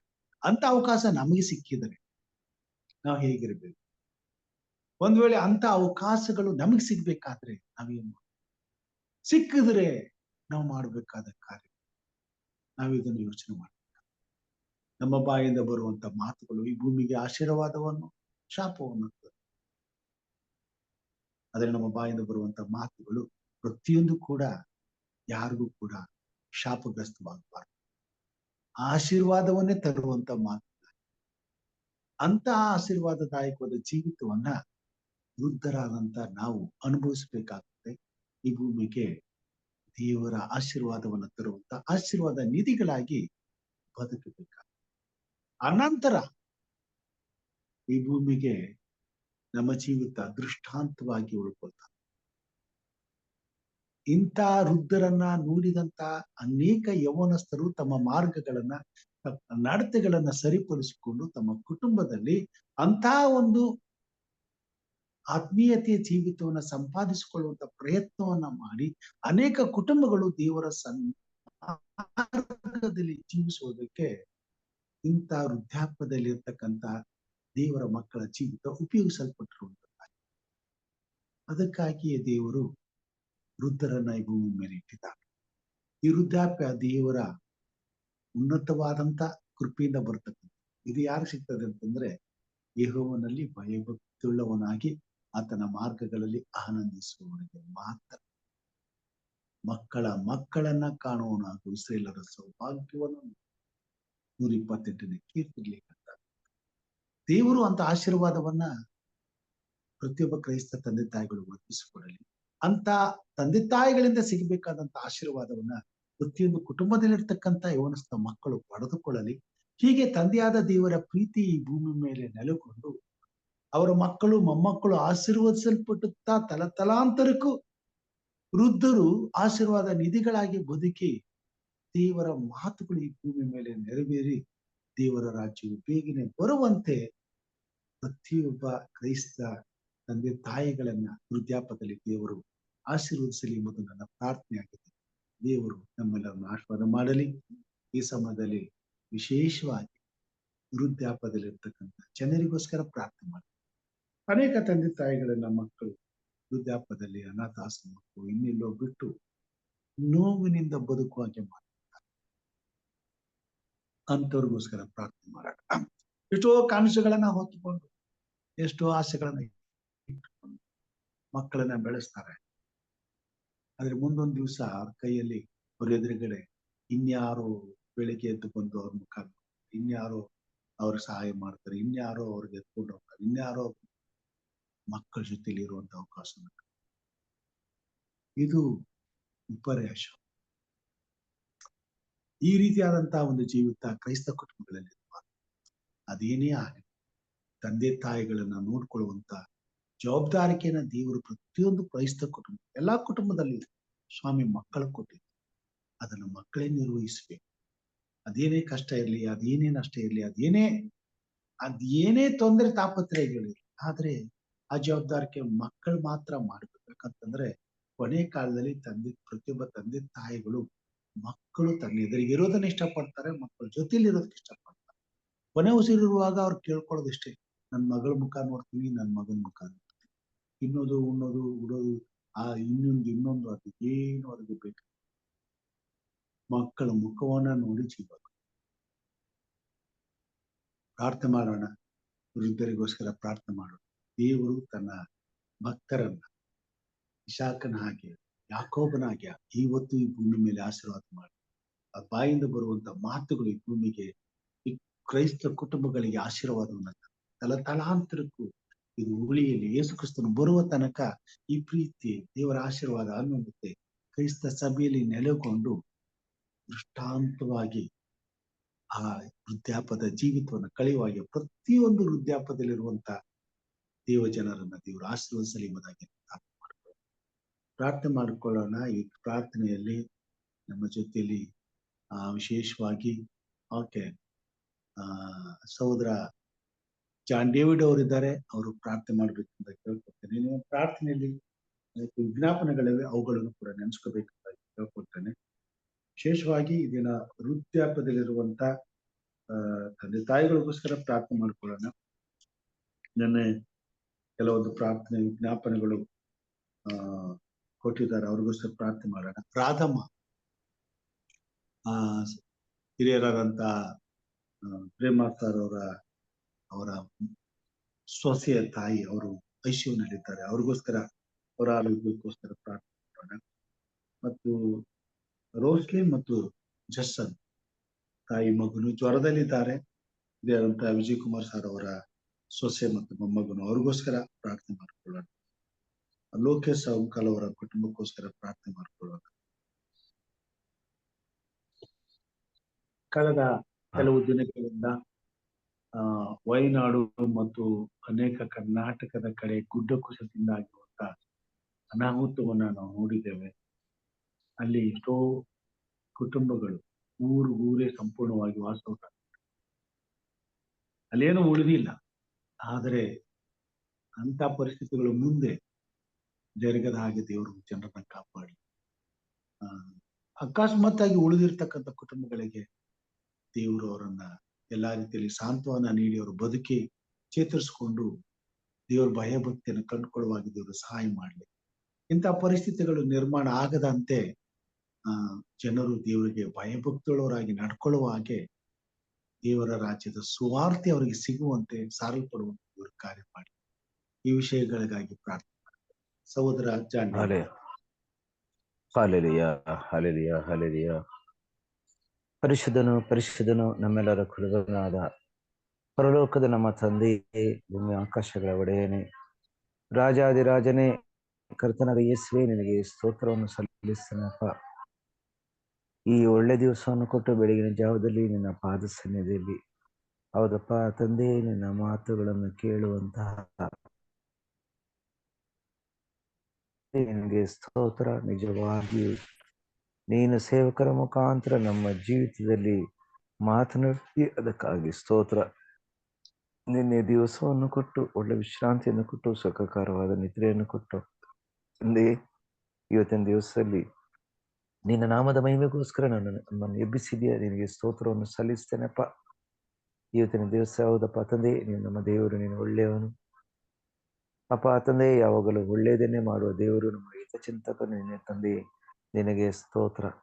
ಹೌದಪ್ಪ, ಇಕ್ಕಟ್ಟಿನಲ್ಲಿ ಸಹಾಯಕನು ನೀನಪ್ಪ ತಂದೆ, ನಿನಗೆ ಸ್ತೋತ್ರ. ಯಾವಾಗಲೂ ನಮ್ಮ ಹತ್ತಿರ ಇದ್ದು ನಮ್ಮ ಬಲವಡಿಯಲ್ಲಿ ನೆರಳಿನಂತೆ ಇದ್ದು ನಮ್ಮನ್ನು ಕಾಯುವ ದೇವರೇ, ನಿನಗೆ ಸ್ತೋತ್ರಪ್ಪ. ನಿನಗೆ ಹೌದಪ್ಪ, ನಮ್ಮ ಕಾಲು ಕಲ್ಲಿಗೆ ತಗಲದ ಹಾಗೆ ಅಪ್ಪ ತಂದೆ, ನೀ ನಮ್ಮನ್ನು ಕಾಯ್ದು ಕಾಪಾಡುವ ರೀತಿಗಾಗಿ ನಿನಗೆ ಸ್ತೋತ್ರವನ್ನು ಸಲ್ಲಿಸ್ತೇನಪ್ಪ. ಅಪ್ಪ ತಂದೆ, ಯಾವ ಸಮಾಪ್ತಿಯ ಎಲ್ಲ ದಿವಸಗಳಲ್ಲಿಯೂ ನಿನ್ನ ಸಂಗಡ ಇದ್ದೇನೆ ಎಂದು ವಾಗ್ದಾನ ಮಾಡಿದ ದೇವರೇ, ನಿನಗೆ ಸ್ತೋತ್ರವನ್ನು ಸಲ್ಲಿಸ್ತೇನೆ. ಇವತ್ತಿನ ದಿವಸದಲ್ಲಿ ಅಪ್ಪ ತಂದೆ, ವೃದ್ಧಾಪಕರಿಗೆ ಇರುವಂತ ಮಹತ್ವ ನಮಗೆ ತಿಳಿಯಪಡಿಸಿದ್ದಿ, ನಿನಗೆ ಸ್ತೋತ್ರ. ಹೌದಪ್ಪ ತಂದೆ, ನಾವೆಲ್ಲಿ ಆದ್ರಪ್ಪ ತಂದೆ, ನಮ್ಮ ತಂದೆ ತಾಯಿಗಳಪ್ಪ ತಂದೆ, ನಾವು ಯಾವಾಗಲೂ ಹೌದಪ್ಪ ನಾವು ತಿರುಗಿ ಬಿತ್ತಿದ್ದೇವೆ. ಆದರೆ ಹೌದಪ್ಪ, ನಮ್ಮನ್ನು ಕ್ಷಮಿಸುವಂತ ನಿನ್ನಲ್ಲಿ ಬೇಡಿಕೊಳ್ಳುತ್ತೇನೆ. ವೃದ್ಧಾಪರಿಗೆ ಹೌದಪ್ಪ ತಂದೆ, ಸಾಕಿ ಸಲುವಾಗ ನಮಗೆ ಇಂಥ ಆಶೀರ್ವಾದಗಳು ನಮಗೆ ದೊರಕುವುದಂತ ಹೌದಪ್ಪ ತಂದೆ, ನಮಗೆ ನೀನು ತಿಳಿಯಪಡಿಸಿದ್ದಿ, ನಿನಗೆ ಸ್ತೋತ್ರವನ್ನು ಸಲ್ಲಿಸ್ತೇನಪ್ಪ. ನಿನಗೆ ಮಹಿಮೆಯನ್ನು ಸಲ್ಲಿಸ್ತೇನಪ್ಪ ತಂದೆ. ಈ ಲೋಕದಲ್ಲಿ ಅಪ್ಪ ತಂದೆ ಎಷ್ಟೋ ಕುಟುಂಬಗಳಿದ್ದಾರೆ, ಎಲ್ಲರನ್ನು ಪ್ರೀತಿಸಿದೆಯಾ. ನೀನು ಒಬ್ಬನೇ ಮಗನನ್ನು ಕಳಿಸಿಕೊಟ್ಟು ಎಲ್ಲರೂ ನಿತ್ಯ ಜೀವನ ಹೊಂದಬೇಕೆಂದು ಕಳಿಸಿಕೊಟ್ಟಿದೆಯಾ, ನಿನಗೆ ಸ್ತೋತ್ರ. ಹೌದಪ್ಪ ತಂದೆ, ಯಾರ್ಯಾರು ಹೌದಪ್ಪ ನಿನ್ನನ್ನು ಅಂಗೀಕರಿಸಿದರೋ, ನಿನ್ನ ಹೌದಪ್ಪ ನಂಬಿಕೆ ಇಟ್ಟರೋ, ನಿನ್ನಲ್ಲಿ ನಂಬಿಕೆ ಇಟ್ಟರೋ ಅವರಿಗೆ ದೇವರ ಮಕ್ಕಳಾಗುವ ಭಾಗ್ಯವನ್ನು ಕೊಟ್ಟದಕ್ಕಾಗಿ ನಿನಗೆ ಸ್ತೋತ್ರ. ಪ್ರತ್ಯೇಕವಾಗಿ ಇವತ್ತಿನ ದಿವಸದಲ್ಲಿ ಪಟ್ಟಂತ ಮನ್ನಕ್ಕಾಗಿ ಸ್ತೋತ್ರವನ್ನು ಸಲ್ಲಿಸ್ತೇನೆ. ಸೇರಿ ಬಂದ ಎಲ್ಲರನ್ನ ಅಪ್ಪ ತಂದೆ ನೀನು ಆಶೀರ್ವದಿಸಬೇಕಪ್ಪ. ನಮ್ಮ ಜೀವಿತದಲ್ಲಿ ಅಪ್ಪ ತಂದೆ ಉಳಿದ ದಿನಮಾನಗಳು ಹೌದಪ್ಪ ತಂದೆ, ಅದು ಒಂದು ಸುಖಕರವಾಗಿ ಹೌದಪ್ಪ ತಂದೆ, ನಿನ್ನ ನಾಮದ ಮಹಿಮೆಗೋಸ್ಕರ ನಮ್ಮನ್ನು ಉಪಯೋಗಿಸಬೇಕು. ಕಷ್ಟ ಸಂಕಟಗಳು ಇವೆ ಅಪ್ಪ, ಅದನ್ನೆಲ್ಲ ಅಪ್ಪ ತಂದೆ ನೀನಪ್ಪ ತಂದೆ, ನೀನು ನಮ್ಮನ್ನು ಸರಿದಾರಿಗೆ ಕೊಂಡೊಯ್ತೆ. ನಿನಗೆ ಸ್ತೋತ್ರ. ನಿನ್ನ ಚಿಂತಾಭಾರನ್ನು ಕರ್ತನಿಗೆ ವಹಿಸಿ ಬಿಟ್ಟು ನಿಶ್ಚಿಂತನಾಗಿರು, ಅದನ್ನು ಆತನೇ ಸಾಗಿಸುವನು ಅಂತ ಹೇಳಿದ ದೇವರೇ, ನಿನಗೆ ಸ್ತೋತ್ರವನ್ನು ಸಲ್ಲಿಸ್ತೇನೆಪ್ಪ, ಮಹಿಮೆಯನ್ನು ಸಲ್ಲಿಸ್ತೇನೆಪ್ಪ. ಹೌದಪ್ಪ ತಂದೆ, ಈ ಕೊನೆ ಕಾಲದಲ್ಲಿ ನಾವು ಇದ್ದೀವಪ್ಪ, ನಿನಗೆ ಸ್ತೋತ್ರ. ಪ್ರತ್ಯೇಕವಾಗಿ ಅಪ್ಪ ಈ ವಾಕ್ಯಗಳನ್ನಪ್ಪ, ಹೌದಪ್ಪ, ನಾವು ಗ್ರೂಪಲ್ಲಿ ಹಾಕುವಾಗ ಈ ವಾಕ್ಯಗಳನ್ನಪ್ಪ ತಂದೆ ಎಲ್ಲರೂ ಕೇಳಿ ಅಪ್ಪ ಅವರ ಜೀವನವನ್ನು ಪರಿವರ್ತಿಸಿ ಅಂತ ನಿನ್ನಲ್ಲಿ ಬೇಡಿಕೊಳ್ಳುತ್ತೇನೆ. ಪ್ರತ್ಯೇಕವಾಗಿ ನಾನು ಬೇಡವನಾಗಿದ್ದೇನಪ್ಪ ತಂದೆ, ವೃದ್ಧಾಪ್ಯಗೋಸ್ಕರ, ಈ ಲೋಕದಲ್ಲಿರುವ ಎಲ್ಲ ವೃದ್ಧಾಪ್ಯಗೋಸ್ಕರ ನಾವು ಪ್ರಾರ್ಥಿಸುವರಾಗಿದ್ದೇವಪ್ಪ ತಂದೆ. ಎಲ್ಲರನ್ನು ಆಶೀರ್ವದಿಸಪ್ಪ. ಸೇವಕರು ಹೇಳಿದಕ್ಕೆ ಅಪ್ಪ ತಂದೆ, ವೃದ್ಧಾಪ್ಯದಲ್ಲಿ ಅಪ್ಪ ತಂದೆ ಅವರು ನಮ್ಮ ಮನೆಗೆ ಅವರು ಅಡ್ಡಿಯಾಗುತ್ತಾರೆ. ಅವರನ್ನು ತಕೊಂಡು ಎಲ್ಲಿಯಾದರೂ ನಾವು ಅಪ್ಪ ತಂದೆ ಅನಾಥಾಶ್ರಮಕ್ಕೆ ಹಾಕ್ತಾರೆ. ಹೌದ್ರಪ್ಪ ತಂದೆ, ಆದರೆ ಅವರ ನೋವುಗಳು ನಿನಗೆ ಮಾತ್ರ ತಿಳಿದಿವೆ ಅಪ್ಪ. ಅಪ್ಪ ತಂದೆ, ಅಂತ ಅಂತ ಅಂತ ವಿಷಯಗಳು ಎಲ್ಲಿದೆಯಪ್ಪ? ನಜರೇತಿನ ಯೇಸು ಕ್ರಿಸ್ತನ ನಾಮದಲ್ಲಿ ಮರಳಿ ಅವರ ಕುಟುಂಬಕ್ಕೆ ಹೋಗಲಿ ಅಂತ ನಿನ್ನಲ್ಲಿ ಬೇಡಿಕೊಳ್ಳುತ್ತೇನೆ ರಾಜ. ನಿನಗೆ ಸ್ತೋತ್ರವಾಗಲಿಪ್ಪ.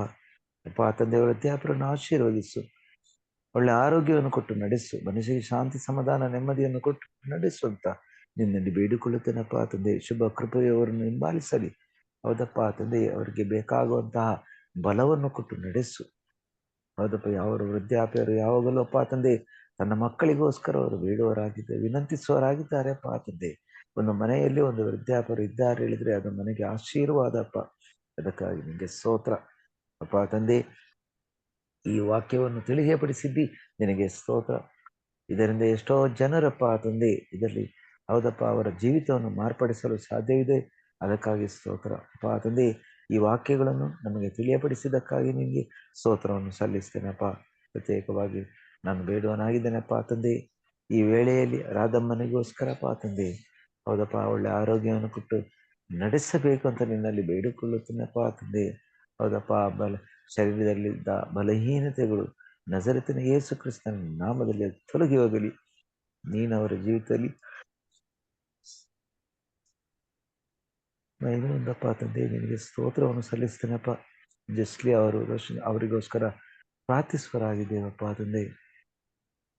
ಹೌದಪ್ಪ ತಂದೆ, ಅವರ ಶರೀರದಲ್ಲಿ ಜ್ವರವು ಬಂದಿರುವಾಗ ನಜರೇತಿನ ಯೇಸು ಕ್ರಿಸ್ತನ ನಾಮದಲ್ಲಿಯಪ್ಪ ನಾನು ಜ್ವರಕ್ಕೆ ಗದರಿಸುವನಾಗಿದ್ದೇನೆ. ಆ ಶರೀರವನ್ನು ಬಿಟ್ಟು ತೊಲಗಿ ಹೋಗು ಯೇಸು ಕ್ರಿಸ್ತನ ನಾಮದಲ್ಲಿಯಪ್ಪ ತಂದೆ ಬೇಡಿದ್ದೇನೆ ಅಪ್ಪ ತಂದೆ. ನೀನು ಮುಟ್ಟಿ ಗುಣಪಡಿಸುವಂತೆ ನಿನ್ನಲ್ಲಿ ಬೇಡಿಕೊಳ್ಳುತ್ತೇನೆ ರಾಜ. ನಿನಗೆ ಸ್ತೋತ್ರ. ಹೌದಪ್ಪ ತಂದೆ, ಸೇವಕರು ಹೇಳಿದಂತ ಇನ್ನೊಂದು ಮನವಿ ನಿನ್ನ ಕರಗಳಿಗೆ ಸಮರ್ಪಿಸಿ ನಾನು ಪ್ರಾರ್ಥಿಸ್ತೇನಪ್ಪ ತಂದೆ. ಆಶೀರ್ವದಿಸು, ಬಲಪಡಿಸು. ಹೌದಪ್ಪ ತಂದೆ, ಒಳ್ಳೆ ಆರೋಗ್ಯವನ್ನು ಕೊಟ್ಟು ನಡೆಸುವಂತೆ ನಿನ್ನಲ್ಲಿ ಬೇಡಿಕೊಳ್ಳುತ್ತೇನೆ ರಾಜ. ನಿನಗೆ ಸ್ತೋತ್ರ.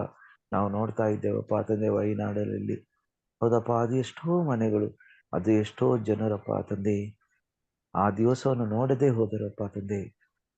ಬೆಳಗಿನ ಜಾವದಲ್ಲಿ 3 ಗಂಟೆಗೆ ಅಪ್ಪ ತಂದೆ ಅದೊಂದು ದುರಂತ ನಡೆದ ಸಂದರ್ಭದಲ್ಲಿ ಎಲ್ಲರೂ ನೀರು ಪಾಲಾಗಿದ್ದಾರಪ್ಪ ತಂದೆ. ಅಪ್ಪ ತಂದೆ, ನಾನು ಬೇಡವನಾಗಿದ್ದೇನೆ ಅಂತ ಸಿಚುವೇಶನ್ಗಳು ಇನ್ನೂ ನಡೆಯದಾಗೆ ಅಪ್ಪ ತಂದೆ ನಿನ್ನ ಹತೋಟಿ ಅದ ಅಲ್ಲಿ ಇರಲಿ ಅಂತ ಬೇಡಿಕೊಳ್ಳುತ್ತೇನೆ ರಾಜ. ಮಳೆ ಧಾರಾಳವಾಗಿ ಸುರಿತಾ ಇದೆಪ್ಪ. ಹೌದಪ್ಪ ತಂದೆ, ನಮಗೆ ಬೇಕಾದ ಮಳೆಯನ್ನು ನೀನು ಕೊಟ್ಟಿದ್ದಿ, ಅದಕ್ಕಾಗಿ ಸ್ತೋತ್ರ ಅಪ್ಪ ತಂದೆ. ಎಲ್ಲ ಹತೋಟಿ ನಿನ್ನ ಕೈಯಲ್ಲಿದೆ ಅಪ್ಪ. ಯಾಕೇಳಿದ್ರೆ ಭೂಮಿ ಆಕಾಶವನ್ನು ಸೃಷ್ಟಿ ಮಾಡಿದ್ದು ಸೃಷ್ಟಿಕರ್ತನ ನೀನು ತಂದೆ. ನಿನಗೆ ಸ್ತೋತ್ರವನ್ನು ಸಲ್ಲಿಸ್ತೇನಪ್ಪ. ಯಾರ್ಯಾರು ಹೌದಪ್ಪ ತಂದೆ ಆ ಒಂದು ವಯನಾಡಿನಲ್ಲಿ ಹೌದಪ್ಪ ಉಳಿದಿದ್ದಾರಪ್ಪ ತಂದೆ, ಅವರನ್ನಪ್ಪ ತಂದೆ ಆಶೀರ್ವದಿಸು, ಒಳ್ಳೆ ಆರೋಗ್ಯವನ್ನು ಕೊಟ್ಟು ನಡೆಸುವ ನಿನ್ನ ಜೀವಿತದಲ್ಲಿ ಅವರ ಜೀವಿತವನ್ನು ಬದಲಾಯಿಸಿ ನಿನಗೋಸ್ಕರ ಜೀವಿಸುವಾಗಿ ನಡೆಸುವಂತೆ ನಿನ್ನೆ ಬೇಡಿಕೊಳ್ಳುತ್ತೇನಪ್ಪ ತಂದೆ. ಎಲ್ಲ ಘನಮಾನ, ಮಹಿಮೆಯನ್ನು, ಸ್ತುತಿ, ಸ್ತೋತ್ರನೆಲ್ಲವನ್ನು ನಿನಗೆ ಒಬ್ಬನಿಗೆ ಸಲ್ಲಿಸ್ತೇನಪ್ಪ. ನಮ್ಮ ರಕ್ಷಕನ ಒಡೆಯನಾದ ಯೇಸುವಿನ ನಾಮದಲ್ಲಿ ಬೇಡಿದ್ದೇನೆ ತಂದೆಯೇ, ಆಮೆನ್. ಪರಲೋಕದ ಪ್ರಾರ್ಥನೆ ಮಾಡಿಕೊಳ್ಳೋಣ. ಪರಲೋಕದಲ್ಲಿರುವ ನಮ್ಮ ತಂದೆಯೇ, ನಿನ್ನ ನಾಮವು ಪರಿಶುದ್ಧವೆಂದೆನಿಸಲ್ಪಡಲಿ, ನಿನ್ನ ರಾಜ್ಯವು ಬರಲಿ, ನಿನ್ನ ಚಿತ್ತವು ಪರಲೋಕದಲ್ಲಿ ನೆರವೇರುವ ಪ್ರಕಾರ ಭೂಲೋಕದಲ್ಲಿ ನೆರವೇರು. ನಮ್ಮ ದಿನದ ಆಹಾರವನ್ನು ಇವತ್ತು ನಮಗೆ ಪಾಲಿಸಿಕೊಡು. ನಮಗೆ ತಪ್ಪು ಮಾಡಿದವರನ್ನು ನಾವು ಕ್ಷಮಿಸದಂತೆ ನಮ್ಮ ತಪ್ಪುಗಳನ್ನು ಕ್ಷಮಿಸು. ನಮ್ಮನ್ನು ಶೋಧನೆಯೊಳಗೆ ಸೇರಿಸದೆ ಕೇಡಿನಿಂದ ತಪ್ಪಿಸು. ಯಾಕೆಂದರೆ ರಾಜ್ಯವು, ಬಲವು, ಮಹಿಮೆಯು ನಿನ್ನದೇ ಸ್ವಾಮಿ. ಆಮೆನ್. ನಮ್ಮ ತಂದೆಯಾದ ದೇವರ ಪ್ರೀತಿ, ನಮ್ಮ ರಕ್ಷಕನಾದಂತಹ ಯೇಸು ಕ್ರಿಸ್ತನ ಕೃಪೆಯು, ಪರಿಶುದ್ಧಾತ್ಮ ದೇವರ ಅನುನ್ನತಿಯು, ಐಕ್ಯತೆಯು, ಸಹವಾಸವು ಈಗಲೂ ಯಾವಾಗಲೂ, ವಿಶೇಷವಾಗಿ ಸ್ವಾಮಿ ವೃದ್ಧರ ಸಂಗಡ, ಕುಟುಂಬಗಳಲ್ಲಿರ್ತಕ್ಕಂಥ ಹಿರಿಯರ ಸಂಘ ಹಾಗೂ ಸ್ವಾಮಿ ಈ ವಾಕ್ಯವನ್ನ ಕೇಳಿದಂತ ಈ ಕೂಟದಲ್ಲಿ ನಡೆದು ಬಂದಿರುವಂತಹ ನಿನ್ನ ಭಕ್ತರ ಸಂಗಡ, ಅವರ ಕುಟುಂಬ ಮಕ್ಕಳ ಸಂಗಡ, ಈ ಕಾರ್ಯಕ್ರಮದ ಮುಖಾಂತರವಾಗಿ ನಿನ್ನ ವಾಕ್ಯವನ್ನ ಧ್ಯಾನಿಸುವಂತ ಆಲಿಸುವಂತ ಪ್ರತಿಯೊಂದು ಕುಟುಂಬದ ಸಂಗಡ ಇಂದು ಎಂದು ಸದಾಕಾಲ ನೆಲೆಯಾಗಿರಲಿ ಸ್ವಾಮಿ. Amen. Amen. Amen. Amen. Praise God. ಈ ಬೆಳಗಿನ ಜಾವದಲ್ಲಿ ಈ ಸಮಯವನ್ನ ದೇವರ ಕೃಪಾ ಸನ್ನಿಧಾನದಲ್ಲಿ ಕಳೆಯಲು ಕೂಡಿ ಬಂದಂತ ದೇವರ ಮಂದೆಗೆ ಹೃತ್ಪೂರ್ವಕವಾದಂತಹ ಧನ್ಯವಾದಗಳನ್ನ ಸಲ್ಲಿಸ್ತೇನೆ. ಕರ್ತನು ಹೀಗೆ ನಮ್ಮನ್ನ ಪ್ರತಿ ಬೆಳಗಿನಲ್ಲಿಯೂ ಆಶೀರ್ವದಿಸುತ್ತಾ ತನ್ನ ಮಾತುಗಳನ್ನ ನಮಗೆ ತಿಳಿಸಿ ಈ ಭೂಮಿ ಮೇಲೆ ಆತನ ಮಾತುಗಳನ್ನ ಪ್ರಚುರಪಡಿಸುವ ಹಾಗೆ, ಸಾಕ್ಷಿಗಳಾಗಿ ಜೀವಿಸುವ ಹಾಗೆ ಸದಾಕಾಲ ನಮಗೆ ಆರೋಗ್ಯ ಆಯುಷನ್ನು ಕೊಟ್ಟು ತನ್ನ ಮಹಿಮೆಗಾಗಿ ಉಪಯೋಗಿಸಿಕೊಳ್ಳಲಿ ಎಂಬುದಾಗಿ ಪ್ರಾರ್ಥಿಸುತ್ತಾ ಈ ಸಮಯಕ್ಕಾಗಿ ತಮ್ಮೆಲ್ಲರ ಒಂದು ಸಹಕಾರಕ್ಕಾಗಿ ಧನ್ಯವಾದಗಳನ್ನು ಸಲ್ಲಿಸುತ್ತಾ ಬೆಳಗಿನ ಶುಭಾಶಯಗಳೊಂದಿಗೆ ದೇವರ ಕೃಪೆಯೊಂದಿಗೆ ತಮ್ಮನ್ನು ವಂದಿಸ್ತೇನೆ. ದೇವರು ನಮ್ಮೆಲ್ಲರನ್ನ ಆಶೀರ್ವಾದ ಮಾಡಿ. ಆಮೆನ್. ವಂದನೆಗಳು sir. Amen. Amen. Thank you pastor. Thank you. ಮಳೆ ಜೋರಾಗಿ ಬರ್ತಾ ಜೋರಾಗಿದೆ. ಇವತ್ತು ನಿನ್ನೆ ರಾತ್ರಿ ಫುಲ್ ಮಳೆ ಇಲ್ಲೂ ಕೂಡ ಬೆಂಗಳೂರಲ್ಲಿ. ಈಗ ಕೂಡ ಮಳೆ ಬರ್ತಾನೆ ಇದೆ. ಹ್ಮ್. ಒಂದೇ ಸಮನೆ ಮಳೆ. ಒಂದೇ ಸಮನೆ ಎಲ್ಲಾ ಕಡೆನೂ ಇದೆ ಇವಾಗ ಮಳೆ. ನೋಡ್ಬೇಕು ದೇವರು ಯಾವ ರೀತಿ ಇದನ್ನ ಸಂಪೂರ್ಣಗೊಳಿಸ್ತಾರೋ. ಪ್ರಾರ್ಥನೆ ಮಾಡೋಣ, ಒಳ್ಳೇದಾಗ್ಲಿ ಎಲ್ರಿಗೂ ಮಳೆಯಿಂದ. ಆಮೆನ್. ಯಾಕಂದ್ರೆ ಮಳೆಗೋಸ್ಕರ ನಾವು ಬಹಳ ಅಂಗಲಾಚಿ ಪ್ರಾರ್ಥನೆ ಮಾಡಿ ಹೌದು. ಹಿಂದೆ ಹೌದು. ದೇವರು ಸಮೃದ್ಧಿಯಾಗಿ ಮಳೆ ಕೊಡ್ತಾ ಇದ್ದಾನೆ, ಅದರಲ್ಲಿ ಕೆಲವೊಂದು ಅಪಾಯಗಳು ಆಗ್ತಾ ಇವೆ. ಅದಕ್ಕೋಸ್ಕರ ದೇವರಲ್ಲಿನೇ ಪ್ರಾರ್ಥನೆ ಮಾಡ್ಬೇಕು, ಮೊರೆ ಇಡಬೇಕು, ಏನು ಮಾಡಕ.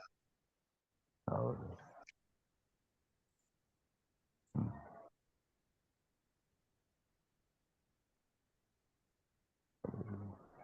ಒಳ್ಳೇದಾಗ್ಲಿ. Okay, thank you pastor. Thank you.